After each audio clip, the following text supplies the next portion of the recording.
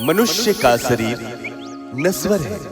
ये सभी जानते हैं कि जो मनुष्य योनि में जन्म लिया है या कोई और भी प्राणी है, सबको एक न एक दिन नाश होना है।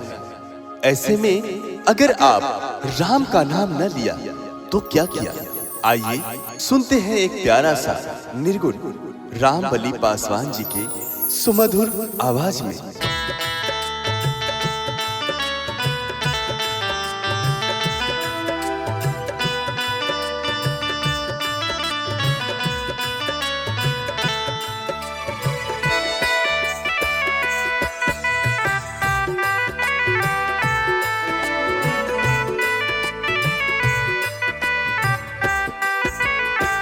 बड़ा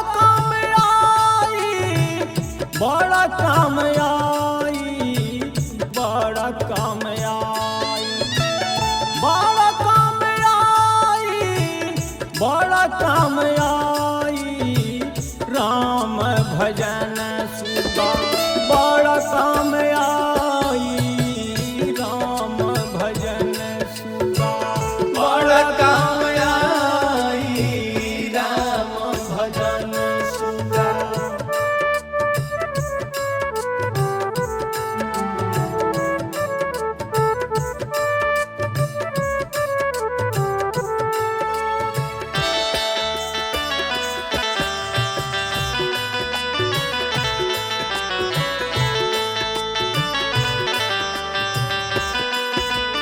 जब तू सुगना छोड़ी भवनवा चलवा सगर भुलाई हो, चलवा सगर भुलाई। जब तू सुगना छोड़ी भवनवा चलवा सगर भुलाई हो, चलवा सगर भुलाई। राम नाम तो के सुगा मुहवा ले जाई, राम नाम तो के सुगा मुहवा ले जाई। जहाँ प्रभु सेवक के करे सेवकाई, राम भजन सुधा बड़ा काम आई, राम भजन सुधा।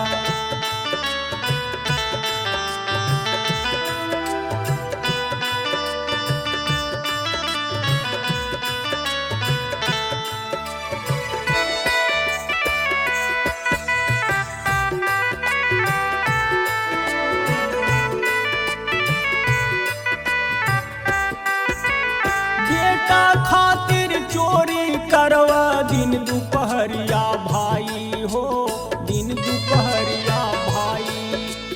बेटा खातिर चोरी करवा दिन दोपहरिया भाई हो, दिन दोपहरिया भाई। पाप के भागी सुगा केहू नहीं होई है, पाप के भागी सुगा केहू नहीं होई है।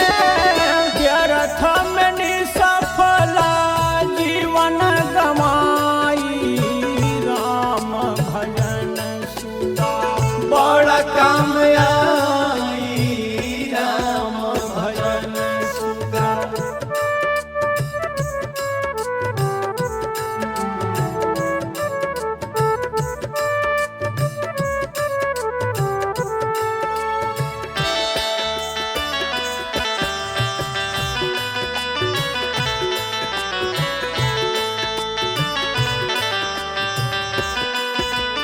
रुपया पैसा गहना जेवर सब यही जे रह जाई हो, सब यही जे रह जाई।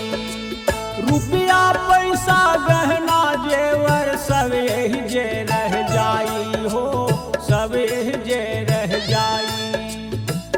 तोहरा संगे कुछो नहीं जाई, तोहरा संगे कुछो नहीं जाई। राम नाम तोहके सुगा संग संग जाई, राम भजन सुधा बड़ा काम आई, राम भजन सुधा।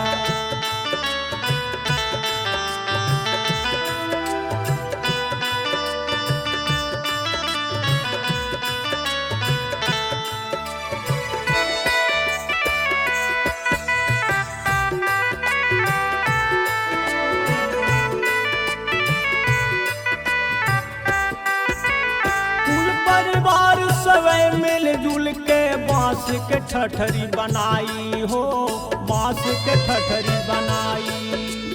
कुल परिवार सवे मिलजुल के बांस के ठठरी बनाई हो, बांस के ठठरी बनाई। अंत समय में सुगा तोहरे लड़िकावा